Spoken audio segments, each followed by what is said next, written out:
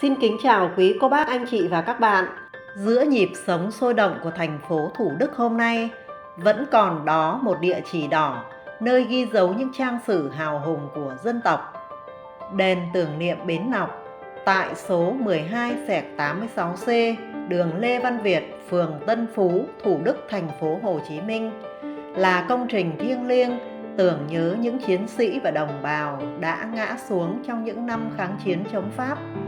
Bước chân đến đây, ta không chỉ bắt gặp một không gian trang nghiêm mà còn lắng nghe được âm vang của lịch sử, của tinh thần bất khuất ngàn đời. Đền tưởng niệm Bến Nọc được xây dựng năm 2009 là nơi để bày tỏ lòng thành kính tri ân sâu sắc gửi tới Chủ tịch Hồ Chí Minh kính yêu và các thế hệ anh hùng liệt sĩ đã hy sinh vì độc lập tự do, nhắc nhở mỗi chúng ta về giá trị thiêng liêng của hòa bình hôm nay và lòng tự hào truyền thống bất khuất của dân tộc. Khi nhắc về Bến Nọc là nhắc đến những ký ức bi tráng của Bót Dây Thép, trung tâm tra tấn khét tiếng thời bấy giờ. Ban đầu chỉ là một trạm thu phát thông tin do thực dân Pháp lập nên, Bót Dây Thép nhanh chóng biến thành trung tâm đàn áp cách mạng. Tại đây, quân Pháp đã giam giữ, tra tấn dã man những người bị nghi ngờ ủng hộ kháng chiến. Chúng đã dùng những cực hình dã man như thời Trung Cổ trút xuống đồng bào ta. Nơi đây tưởng nhớ hơn 700 vong linh đồng bào chiến sĩ cách mạng đã ngã xuống dưới họng súng của thực dân Pháp tại Bót Dây Thép trong những năm 1946-1947. Trong bài thơ Đất Nước có đoạn Nguyễn Khoa Điềm đã viết: có biết bao người, con gái con trai, trong 4.000 lớp người giống ta lứa tuổi, họ đã sống và chết, giản dị và bình tâm, không ai nhớ mặt đặt tên, nhưng họ đã làm ra đất nước. Những người đã ngã xuống đại diện cho lớp lớp thế hệ đất nước Việt Nam, những con người bình dị vô danh nhưng giàu đức hy sinh, làm nên hồn cốt và sức sống của dân tộc. Trong video này, mình sẽ đề cập tới 3 địa danh đều nằm trên đường Lê Văn Việt, gồm đền tưởng niệm Bến Nọc, di tích lịch sử Bót Dây Thép và cầu Bến Nọc. Trong đó, chứng tích Bót Dây Thép là nơi khởi nguồn giam cầm, tra tấn và sát hại những chiến sĩ đồng bào. Cầu Bến Nọc là chứng nhân lịch sử trong thời khắc đau thương, những con người vô tội đã phải nằm lại tại đây. Đền tưởng niệm Bến Nọc là nơi để tưởng nhớ các liệt sĩ đồng bào trong sự kiện này. Và bây giờ xin mời các bạn cùng mình tìm hiểu nhé. Trên mảnh đất thành phố Thủ Đức ngày nay, có một nơi ghi dấu nỗi đau và sự hy sinh bất tử của những chiến sĩ cách mạng và người dân vô tội. Hơn 70 năm trước, nơi đây từng là Bót Dây Thép, được thực dân Pháp lập ra để làm trạm thông tin liên lạc. Sau này trở thành nơi giam cầm, tra tấn nhiều người yêu nước. Nơi đây đã được công nhận là di tích lịch sử văn hóa quốc gia năm 1993. Hiện nay di tích này nằm trên đường Lê Văn Việt, cách đền tưởng niệm Bến Nọc khoảng 1,7 km. Và có điều thật đáng tiếc, tại thời điểm mình tới tham quan di tích lịch sử văn hóa Bót Dây Thép, nơi này đang tạm dừng hoạt động để bảo tồn sửa chữa, nên chúng ta không thể vào tham quan bên trong khu này được. Cuối năm 1945, một đại đội lính Lê Dương gồm những binh lính đánh thuê nước ngoài do Pháp tuyển mộ đưa sang Việt Nam để đàn áp phong trào cách mạng, về chiếm đóng xã Tăng Nhơn Phú và đóng quân tại nhà Dây Thép. Sau khi đóng quân tại đây, chúng đã cho cải tạo lại, biến nơi đây thành Bót nên có tên gọi là Bót Dây Thép. Chỉ trong 2 năm 1946-1947 đã có khoảng trên 700 đồng bào cán bộ, chiến sĩ cách mạng đã bị thực dân Pháp sát hại dã man tại Bót Dây Thép rồi ném xác xuống sông Bến Nọc. Trong đó có nhiều cán bộ cốt cán của Đảng và đồng bào ta. Tội ác diễn ra liên tiếp từ cuối năm 1945 Đến hết năm 1947, gieo biết bao đau thương, nỗi ám ảnh với người dân xã Tăng Nhơn Phú và vùng Bưng Sáu xã.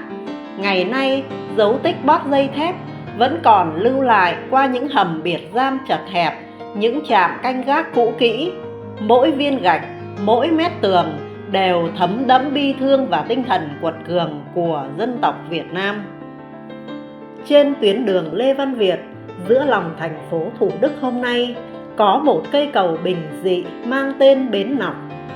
Dưới chân cầu này là dòng suối Cái hiền hòa vẫn ngày ngày trôi chảy qua bao mùa mưa nắng. Dòng suối Cái là một nhánh nhỏ trong hệ thống kênh rạch địa phương, chảy ra rạch Chiếc rồi đổ về sông Đồng Nai. Ít ai biết rằng hơn 7 thập kỷ trước, nơi đây đã từng chứng kiến một trang sử đẫm máu. Hàng trăm chiến sĩ và đồng bào yêu nước đã ngã xuống trong những năm đầu kháng chiến chống Pháp. Câu chuyện ấy cho đến hôm nay vẫn khiến lòng người thổn thức. Chỉ trong chưa đầy 2 năm, nơi đây đã chìm trong tang tóc. Những bà mẹ mất con, những người vợ mất chồng, nỗi đau chồng chất do sự tàn bạo của binh lính Pháp từ bót dây thép trút xuống, những thủ đoạn tra tấn dã man, rồi xác nạn nhân bị vứt xuống dòng suối Cái ngay chân cầu Bến Nọc. Tượng đài nơi đây như ngọn lửa thắp sáng lòng yêu nước, khắc ghi một thời oanh liệt nhưng bi thương. Bất chấp khủng bố, nhân dân Tăng Nhơn Phú vẫn kiên cường thực hiện chiến lược tiêu thổ. Nhà cửa đình chùa bị tháo dỡ, đường xá bị phá, giao thông bị chặn. Hành động quyết liệt ấy đã phải đổi bằng máu và nước mắt với những vụ thảm sát tập thể đầy tang thương. Và rồi trong những đêm tối tội ác, ngay tại cầu Bến Nọc, kẻ thù đã tàn nhẫn sát hại họ. Thi thể của hàng trăm người con đất Việt bị ném xuống dòng suối Cái. Dòng nước hiền hòa bỗng nhuộm đỏ máu đào. Dòng chảy lặng lẽ ngày nào trở thành nhân chứng cho nỗi đau thương tột cùng của dân tộc. Dưới dạ cầu này, trong những năm 1946-1947, thực dân Pháp đã sát hại trên 700 đồng bào ta, rồi chúng ném xác xuống dòng sông này.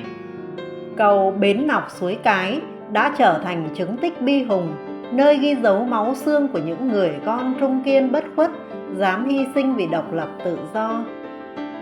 Đã hơn 70 năm trôi qua, dòng suối Cái ngày nay đã trong xanh trở lại, nhưng lịch sử không bao giờ phai nhạt.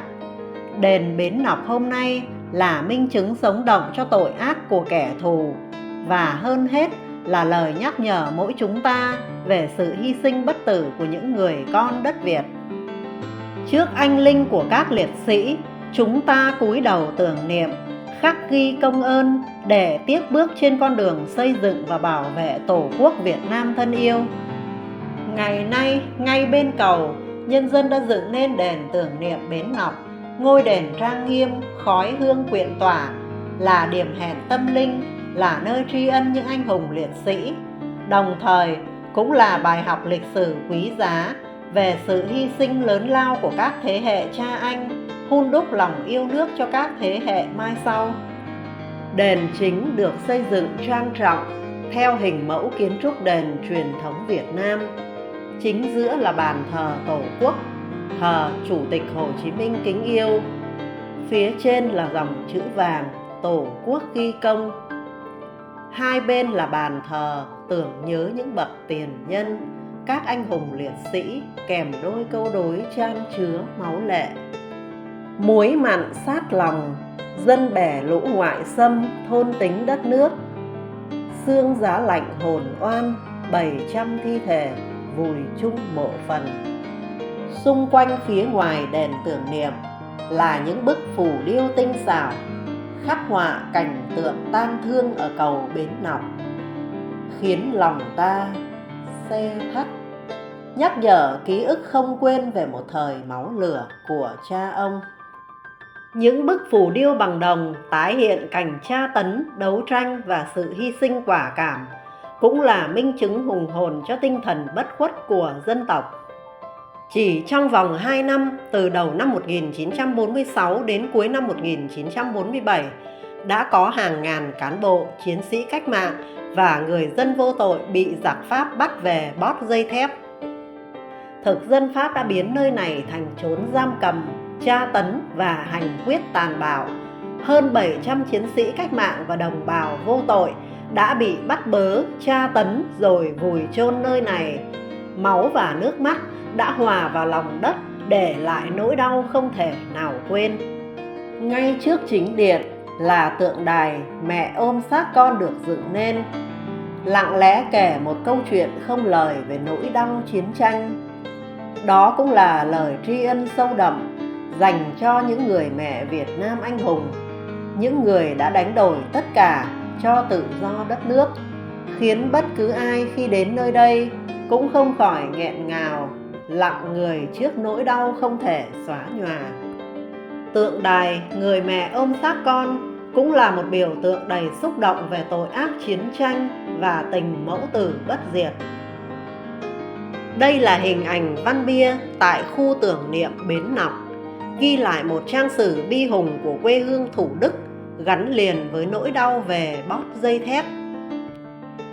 Đây là bia căm thù để tưởng nhớ sự kiện lịch sử địa ngục trần gian thời Pháp thuộc, bót dây thép, trong những năm 1946-1947. Thực dân Pháp đã sát hại dã man trên 700 đồng bào chiến sĩ rồi ném xác xuống dạ cầu Bến Nọc. Tội ác này mãi được khắc ghi. Tháng 3 năm 1946, dân quân du kích địa phương đã đánh chìm 2 ghe giặc Pháp, tiêu diệt 15 tên địch để trả thù cho đồng bào ta. Đây là lời đáp trả đanh thép từ dân quân du kích Tăng Nhân Phú.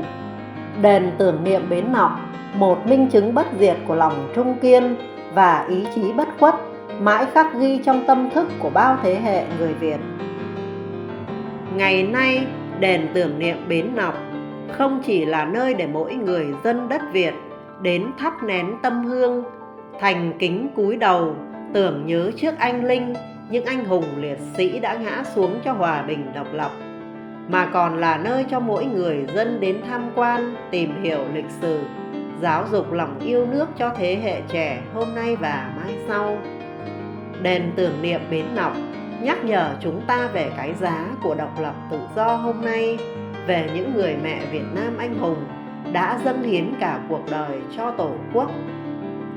Đền tưởng niệm Bến Nọc không chỉ là chốn linh thiêng để tưởng nhớ, mà còn là lời nhắc nhở thế hệ hôm nay về đạo lý uống nước nhớ nguồn. Hãy sống xứng đáng với xương máu cha anh, giữ gìn hòa bình, trân trọng tự do.